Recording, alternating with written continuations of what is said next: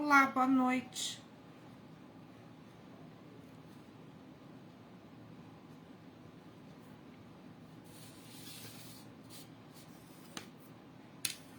Boa noite, todos estão bem? Tudo bom?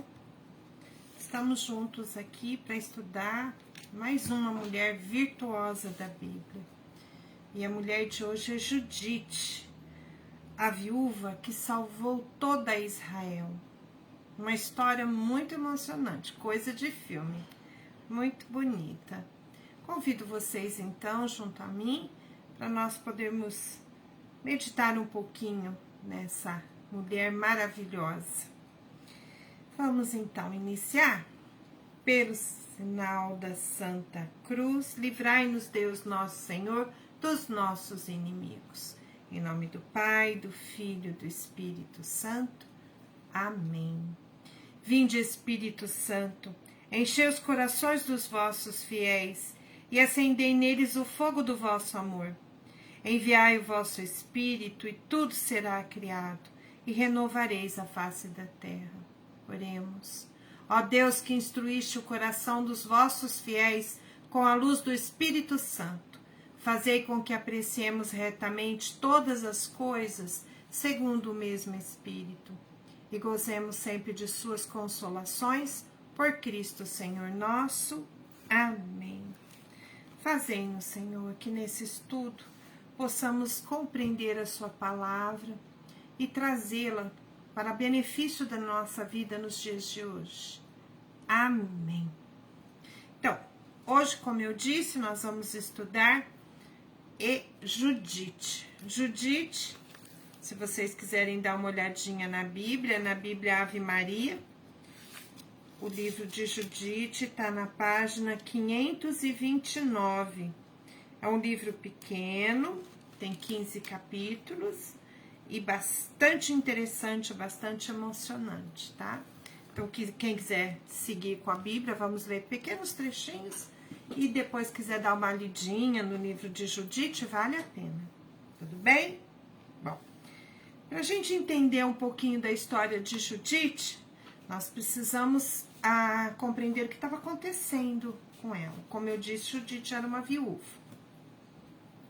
Lá nos tempos em que Israel ainda não tinha um rei, era ainda governada por sacerdotes na casa de Deus, né, que Deus havia dado sacerdotes, e eles viviam naquela época, e eles obedeciam a Deus, viviam uma vida próspera, desobedeciam, desagravavam a Deus, Deus então permitiam que eles sofressem os castigos, e por muitas vezes eles passaram por cativeiro, foram subjugados por outros povos. Na época de Judite, eles tinham acabado de sair de um cativeiro, estavam bem na terra de Canaã, vivendo tranquilamente. Porém, havia um rei que, em busca de poder, resolveu entrar em confronto com outro rei também muito poderoso. E para que ele pudesse ganhar essa batalha, ele mandou vários emissários por toda a redondeza, por todas as nações, pedindo auxílio de seus exércitos, para que ele pudesse, então, subjugar esse rei e se elevar como absoluto, né? Os emissários assim fizeram um convite a todos os reis ali. Porém, eles perceberam que aquela batalha seria uma batalha que não seria boa, né, vamos dizer assim, porque ele era um rei, ele estava em menor número, ele poderia sofrer uma derrota. Então, alguns resolveram não se juntar a este rei. Porém, ele fez esse combate e foi vencedor. E à medida que ele foi vencedor, ele foi se engrandecendo,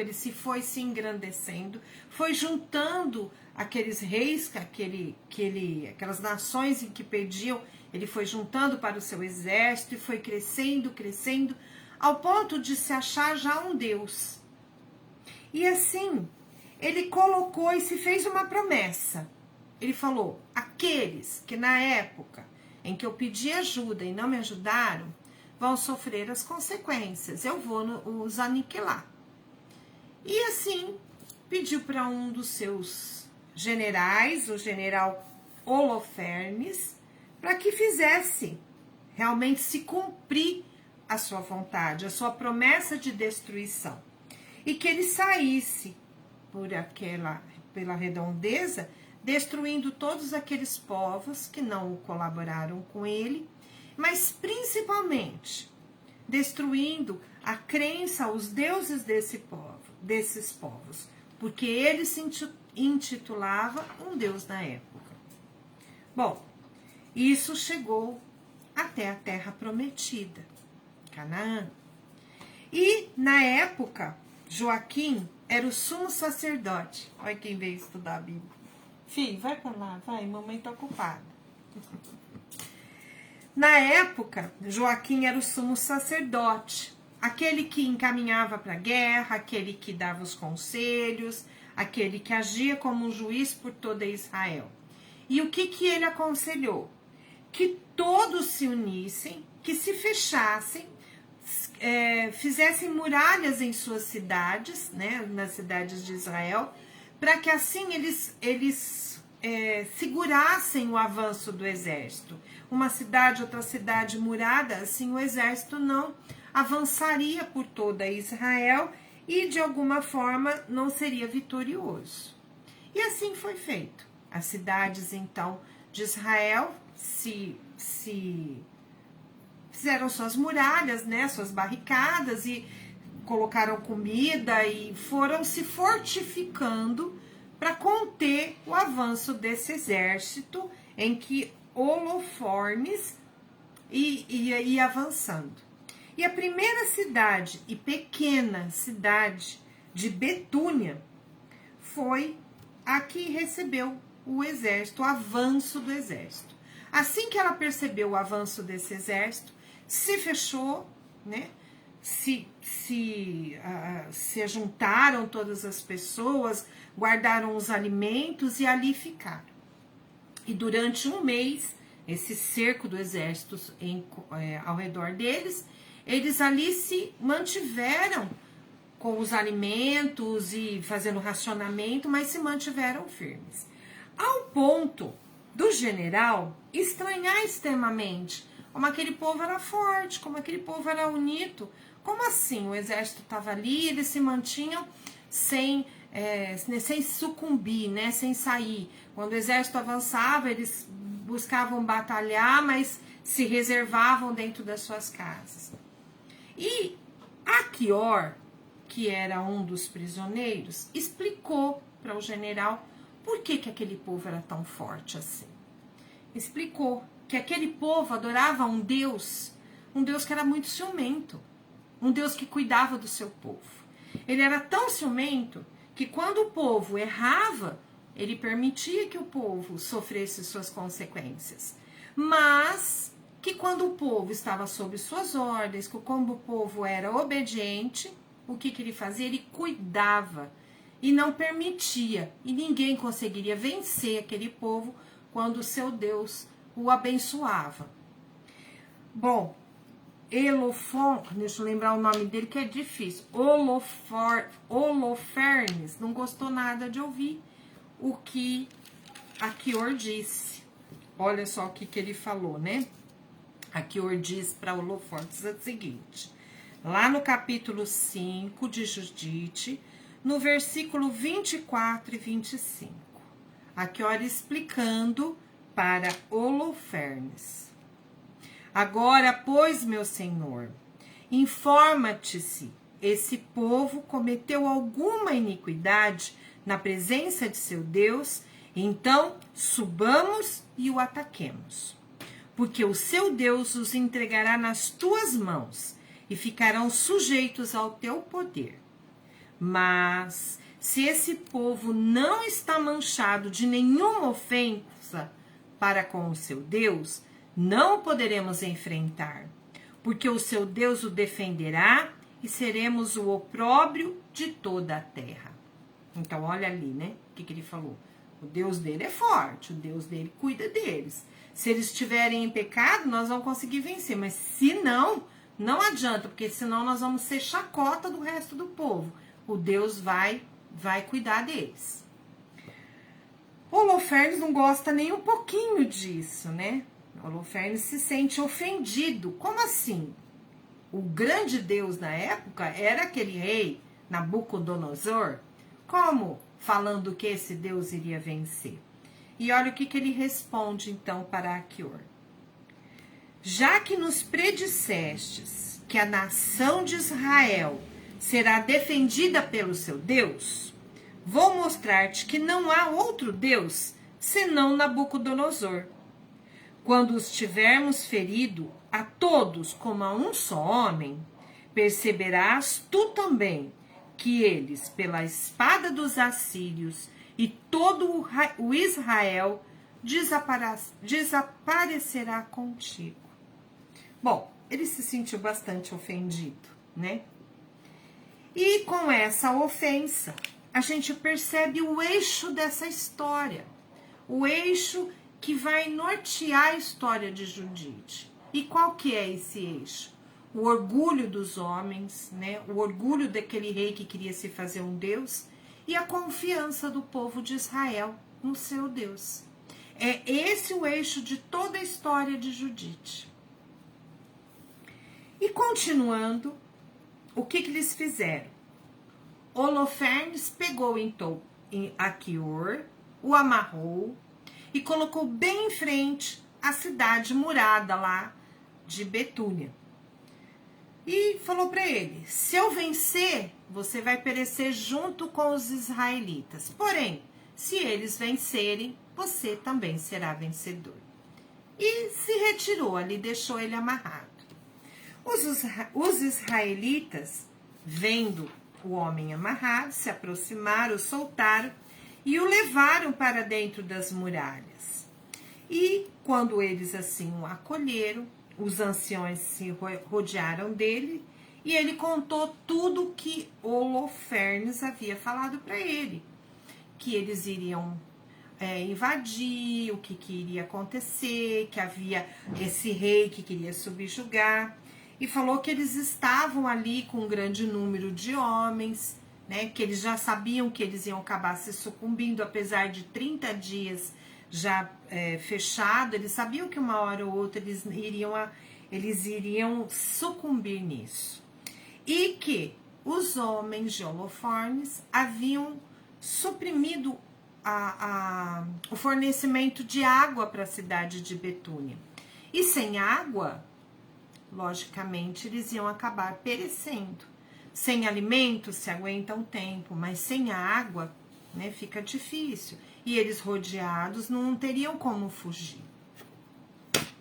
Bom, os homens, então, dessa cidade se sentiram perdidos e começaram a se sentir enfraquecidos com aquela situação. Como Deus havia permitido, se eles não haviam pecado, como Deus havia permitido que aquela situação acontecesse? Né? Como que eles poderiam viver daquela maneira? Como eles iriam suportar ver suas mulheres e suas crianças morrendo de fome e de sede? Eles, grandes guerreiros, poderiam passar por aquilo, mas ver suas mulheres e suas crianças morrendo de fome e de sede não os agradava. Então, o que eles fizeram? Chamaram Osias, o sacerdote da cidade, e foram conversar com ele. Osias, então, fez uma promessa. Disse o seguinte: se em 5 dias Deus não respondesse a eles aquela situação, eles se entregariam ao grande exército de Holofernes. Bom, aí entra Judite, maravilhosa Judite. Como eu disse para vocês, ela era uma viúva. Judite era uma viúva muito jovem, viúva de Manassés. Manassés, na colheita da cevada, provavelmente colheu durante todo o dia, teve um problema de insolação, não suportou e veio a falecer. E deixou Judite, jovem, muito bela e bem rica, né? Deixou ouro, prata, posses. Era uma jovem viúva com bens, tinha tudo, beleza, os bens, mas se guardou, né? Já estava viúva já há 3 anos e meio, e era uma mulher que se vestia como viúva, vivia em oração e penitência, e era muito admirada por todos daquela cidade, muito respeitada. E vendo aquela situação, Judite chamou os sacerdotes e os anciãos da época para até chamar a atenção deles daquilo que estava acontecendo. E disse para eles, não se faz isso com Deus, né? Não se faz uma promessa desafiando a Deus, dando um tempo para Deus. Judite se resguardou, se colocou em oração, em penitência, jejum, chegou aos anciãos e disse, eu tenho um plano dado por Deus. Deus me deu um plano, agora eu não posso revelar, mas confie em mim. Confie que eu estarei em obediência ao nosso Deus. Os anciãos então permitiram que Judite desse continuidade àquele plano que ela dizia estar em confiança com Deus. Judite então foi para sua casa, colocou os seus melhores vestidos de festa, se ornou, colocou suas tiaras, colocou suas joias, seu ouro, prata, anéis, diademas, sua melhor roupa, recolheu os seus alimentos, a sua serva, chegou aos anciões e pediu, vocês, por favor, abram os portões, permitam que eu passe, e que quando eu regressar, e assim que os chamar, abram os portões. Os anciões também se admiraram de ver tamanha beleza daquela mulher, né? Já a conheciam, respeitavam, mas haviam há 3 anos e pouco com vestes de viúva, e ao vê-la tão ornada, tão bela, também se admiraram. E permitiram que assim fosse, porque perceberam que havia ali um desígnio de Deus. E Judite, com a sua serva, passou pelo exército e foi ao encontro do grande general Holofernes.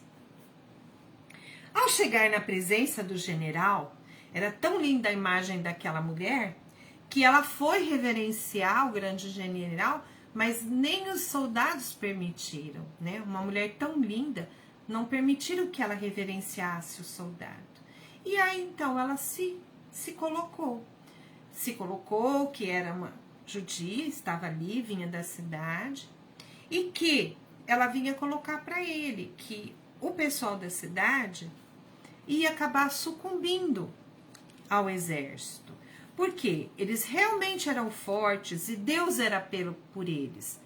E que eles não haviam pecado ainda. Mas que com o cerco, com a falta da água, com a falta do alimento, eles não suportariam mais e acabariam se alimentando com o alimento que era consagrado. E assim desrespeitariam as leis e estariam infligindo e desagradando a Deus. Portanto, Deus daria vitória ao general Holofernes se ele aguardasse tudo isso acontecer. Holofernes olhou e já encantado, porque ele se apaixonou rapidamente por aquela mulher maravilhosa, falou, tudo bem, eu vou aguardar então, se é assim como você me diz, eu vou aguardar isso acontecer. E ofereceu para ela uma tenda bem ao lado da tenda dele. E também lhe ofereceu alimento. Judite, respeitosamente, falou, não, eu não me alimento, porque eu tenho os preceitos, eu me alimento com aquilo que é, né, me é permitido. E eu trouxe o meu alimento. Aí o Holofernes vira para ela e fala assim, mas, né, vai ser pouco. Ela falou, não, vai dar exatamente a quantidade certa para que isso tudo termine, né, para que tudo se resolva. Holofernes, então, encantado que a mulher estaria ali perto dele, permitiu, então, que ela fosse para a tenda e ficasse ali junto com o exército. Mas antes ela fez um pedido. Ela falou, eu preciso que você me permita, todas as noites, eu vá fazer as minhas orações e poder me alimentar à meia-noite, porque eu faço o jejum, faço as minhas orações, minhas intenções, mas à meia-noite eu gostaria de sair da tenda para poder fazer as orações. Holofernes falou, não, tudo bem, pode ser. E assim foi feito. Uma noite, 2 noites, 3 noites. Os soldados que ali estavam já se acostumaram com a presença daquela linda mulher que saía todas as noites por volta da meia-noite com a sua sacola de alimentação, a sua serva, e ia fazer as orações. Eles já estavam se acostumando. Na 4ª noite, Holofernes, totalmente apaixonado, que imagina a beleza dessa mulher, né? Que fez um exército todo cair e se admirar de tamanha beleza. Holofernes, muito apaixonado, convida Judite para um grande banquete, com uma segunda intenção neste banquete. E manda então o seu servo convidar Judite. Judite aceita prontamente. Holofernes se acha o máximo. Pronto, eu consegui conquistar a bela viúva, né? E vai então neste grande banquete e oferece comidas para Judite. Judite não se alimenta, não bebe, mas Holofernes e os seus comandados, todos eles vão se alegrando bastante, bebendo bastante vinho, entrando ali, e Holofernes acaba exagerando no vinho. O servo de Holofernes, vendo que aquela situação já estava passando do limite, pede então que todos saiam e deixam sozinhos Holofernes e Judite, porque ele imagina que algo iria acontecer na intenção, né, do Holofernes. Bom, Holofernes havia bebido muito e acaba adormecendo. Judite se vê sozinha com ele, então se coloca em oração. E olha a oração que Judite faz, assim que ela percebe que Holofernes está dormindo. Está no capítulo 13 de Judite, no versículo 7. Senhor, Deus de Israel, dai-me força, olhai agora o que vão fazer as minhas mãos, a fim de que, segundo a vossa promessa, levanteis a vossa cidade de Jerusalém, e eu realize o que acreditei ser possível graças a vós. Diante dessa oração, Judite se levanta e com a própria espada de Holofernes, ela o decapita. Em 2 machadadas, em 2 espadadas, ela retira a cabeça de Holofernes, enrola ele numa cortina ou num manta que ali estava e coloca na sua sacola de alimentação. E rapidinho chama sua serva e as duas vão passam pelos sentinelas. Os sentinelas não acham nada de diferente, porque já estavam acostumados a ver aquela bela mulher saindo naquele horário para fazer suas orações. Já era costume, então não estranharam nada. Holofernes estava lá na cama, guardadinho, né, sem a cabeça, mas eles não sabiam. E ela, então, foi até a sua cidade de Betúnia. Chegando ao portão, ela grita aos sentinelas israelitas, que rapidamente abrem os portões e ela entra. E ao entrar, ela conta tudo o que aconteceu e mostra, né, o que havia dentro da sacola, a cabeça de Holofernes. Bom, ela pede que agradeçam ao Senhor, porque por as mãos de uma viúva, aquilo tudo havia acontecido e havia sido salvo a cidade de Israel. Mas não acabou aí. Ela pediu então que a cabeça de Holofernes fosse colocada no portal da cidade e que o exército fosse enfrentar o exército de Holofernes. Por quê? Ao eles irem enfrentar, eles iriam buscar o seu general. Não teriam um general, se sentiriam então desprotegidos e provavelmente a vitória viria para os filhos de Israel. E assim aconteceu. Eles foram para a guerra, conseguiram, né, a vitória, deram fim àquele exército e aquilo correu e muitos outros exércitos glorificaram e viram a grandeza do Senhor de Israel. Bom, gente, essa história é uma história magnífica, uma história quase que hollywoodiana, né? Uma história cheia de aventura, de coragem. Mas o que ela traz para nós, né? Qual é a moral dessa história? Porque se a gente for ver uma mulher que pela sedução consegue seduzir um general e consegue uma assassina, né? Ela, afinal de contas, ela mata um homem para a glória do seu povo. Se a gente olhar assim, a grosso modo, é isso que a gente vê. Mas olha só, a Judite, ela representa todos os filhos de Deus. Ela representa aqueles que usam de todos os meios para se salvar sem se macular. Porque a Judite, ela usou de perseverança, ela não cedeu. Ela foi lindamente vestida, lindamente trajada, foi até o exército. Ela não se alimentou com as comidas, ela estava passando fome, né, junto com o seu povo, 30 dias com racionamento, porque eles estavam em cerco. Então, ela não estava se alimentando adequadamente, mas mesmo assim, ela não se alimentou com os alimentos que lhe eram oferecidos, né? Ela também não cedeu, ela poderia conceder, né, ter o privilégio de ter um general como seu, né? Ela poderia ser uma mulher que conquistaria ali poder tendo um general ao seu lado, mas não, ela não cedeu por isso, embora ela soubesse que ele estava totalmente apaixonado por ela.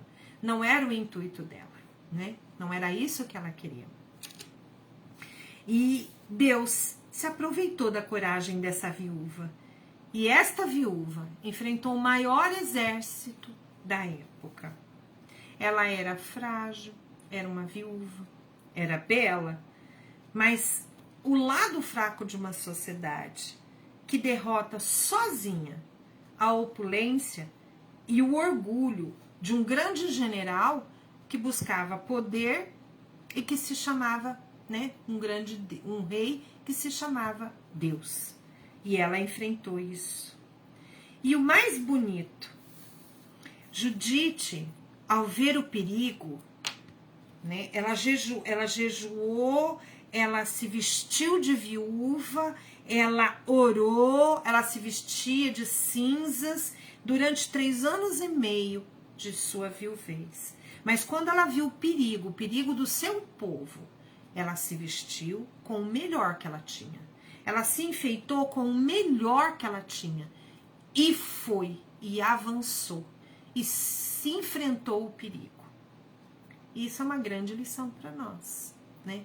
Quantas vezes nós precisamos vestir o nosso melhor, colocar o que nós temos de melhor e enfrentar cara a cara o nosso perigo, aquilo que nos rodeia, aquilo que nós precisamos estar em obediência a Deus, mas não como vítima, não como coitadinhos, mas revestidos, né, com as vestes que o Senhor nos dá, assim como Judite, que estava vestida de ouro, de prata, de tudo que estava melhor para enfrentar o perigo.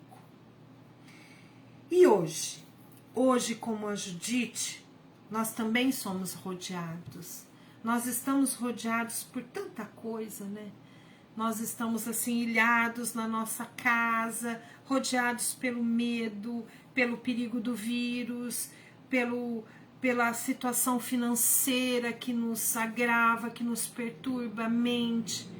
E o que nós possamos fazer? O que nós podemos fazer para os nossos maridos, para os nossos filhos e para até o nosso país.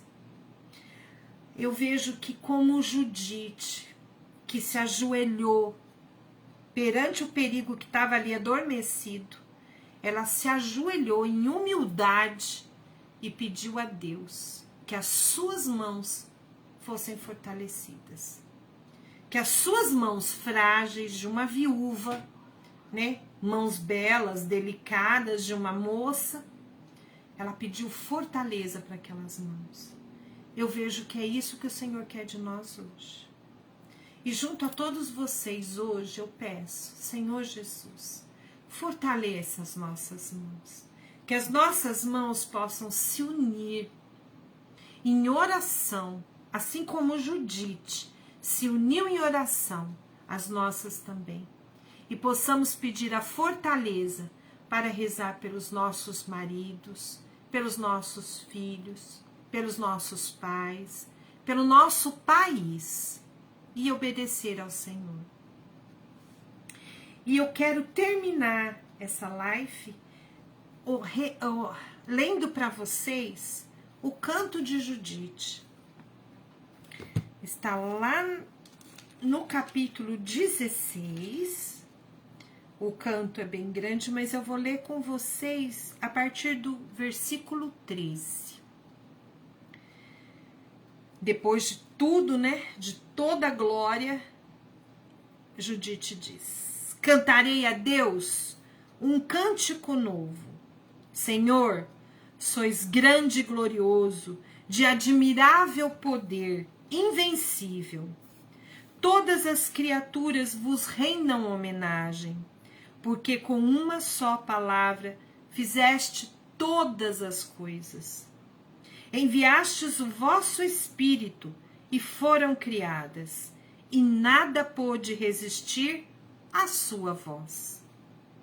Podem abalar-se montanhas e águas, rochedos derreter-se como cera diante de sua face, de vossa face. Para aqueles que vos temem, sereis sempre propício. Bem pouca coisa é o sacrifício de sua suave fragrância, e como nada a gorda carne dos sacrifícios. Quem teme ao Senhor, este é grande, para sempre. Ai das nações que se insurgirem contra o meu povo. No dia do juízo, as punirá o Senhor Todo-Poderoso. Entregará suas carnes aos vermes e ao fogo, e hão de chorar eterna dor. Muito lindo, né? Judite, muito obrigada, porque no dia de hoje eu percebi o quanto o Senhor nos ensina, nos move e nos guia, se estamos temente à sua palavra e obedientes ao seu propósito. Muito obrigada, pessoal, foi muito bom ter dividido com vocês mais esta mulher virtuosa e que possamos sempre, né, tá aprendendo e nos colocarmos diante da palavra do Senhor. Muito obrigada, uma boa noite e até a próxima. Tchau!